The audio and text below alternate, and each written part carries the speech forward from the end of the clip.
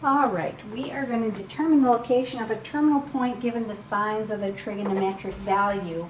Here we're doing the sine and the tangent. So we're going to start off and say, okay, sine is opposite over hypotenuse, tangent is opposite over adjacent. So we want to think about the signs when we're in each quadrant. So if I think about this and I have this, we know that the opposite and the adjacent and the tangent are positive in quadrant 1. In quadrant 2, the opposite side is positive and the tangent is always, or the hypotenuse is always positive, but the adjacent side is going to be negative. If I do quadrant 3, the adjacent side is negative, the opposite side is negative, and the hypotenuse is always going to be positive. And if I do quadrant 4, my adjacent side is positive, but my opposite side is negative, and my hypotenuse is positive. So if I'm thinking about the sine being less than 0, I'm going to have a negative over a positive. So my opposite side is going to have to be negative. Negative over a positive, my hypotenuse is always positive, and so in quadrant 3 and quadrant 4,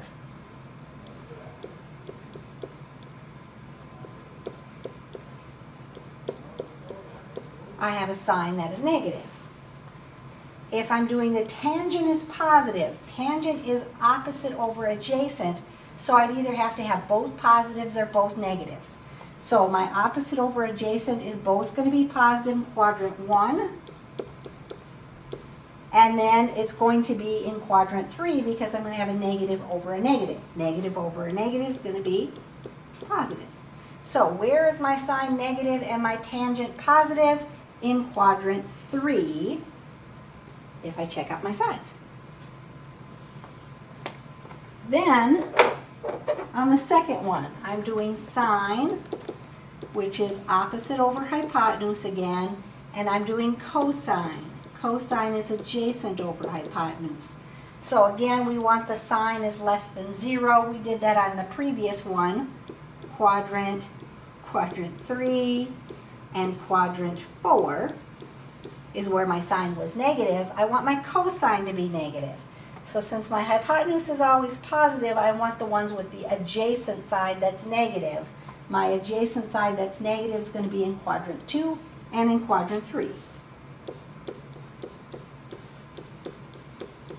And so again, we got quadrant 3, that the sine is negative and the cosine is also negative. And so both of those on A and B ended up giving me quadrant 3. Now you might want to just start keeping a big list. Sine is positive in which quadrants, negative in which quadrants. Cosine's positive in which ones, negative.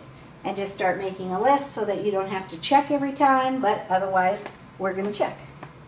So I will go ahead here and move the board. And we will look at number 2 and 3 doing the same kind of thing. So again, if I think about my quadrants, in quadrant 1, everything is positive. Quadrant 2, my adjacent is negative, but my opposite is positive. Quadrant 3, my opposite is negative. And quadrant 4, my opposite is negative. And of course, my hypotenuse is always positive. So I want to first of all do cosine and sine. Cosine is adjacent over hypotenuse, sine is opposite over hypotenuse. I want my cosine to be positive, which means I'd have to have a positive over a positive. And so my hypotenuse is always positive. That means I want my adjacent to always be positive, which means here's my adjacent side, so quadrant 1 and quadrant 4.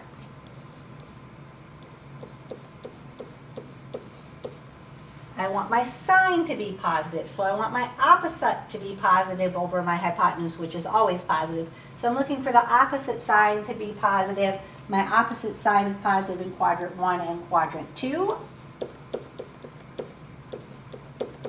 So where does that match up? Quadrant 1. would be where I would match up. Then I am going to do tangent and cosine. So tangent, opposite over adjacent. Cosine is adjacent over hypotenuse. I want my tangent to be negative. So if I'm going to have a negative, I have to have one positive and one negative. So if my opposite side is positive, my adjacent side would have to be negative. That would be over here in quadrant 2. If I'm going to have my opposite side negative, then I'd have to have my adjacent side to be positive. So negative and a positive, that would be over there in quadrant 4. Cosine, I want my cosine to be positive. So I want my adjacent to be positive because my hypotenuse is always positive. My adjacent side is positive here in quadrant 1 and quadrant 4. And so in this case, quadrant 4 is where my tangent is negative, but my cosine is positive.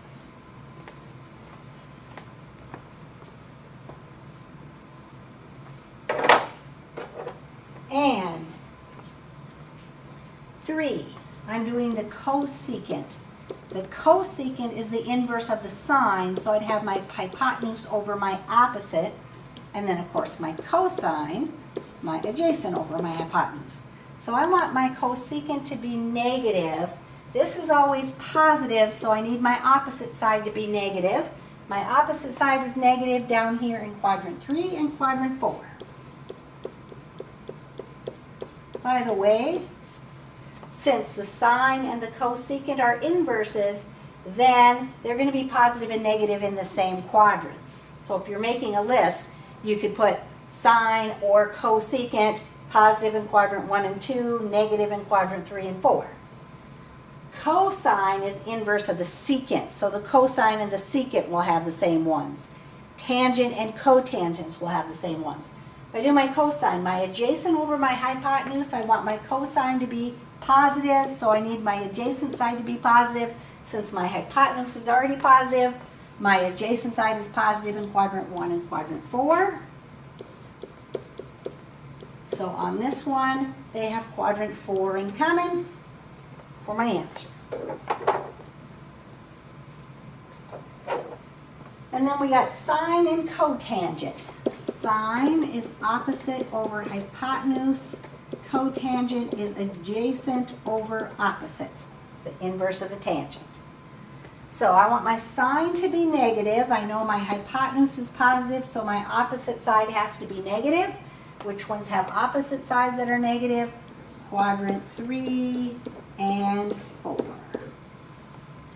Cotangent. We want the cotangent to be negative. So either we have to have a negative over a positive or a positive over a negative. So my adjacent side, we'd have a negative over a positive in quadrant 2. And then a positive over a negative. Positive. My adjacent side is positive. Positive over a negative in quadrant 4. So adjacent is positive, my opposite is negative, that makes that negative. So what they both have in common, quadrant 4. So kind of want to have this, and again, if you need to label, we have the adjacent side is my x-axis, my opposite side is the y direction, of course my hypotenuse is the hypotenuse of my right triangle. And so when I'm looking there, I might want to figure out, well, what signs do I have to be negative or positive? Keeping in mind the hypotenuse is always positive.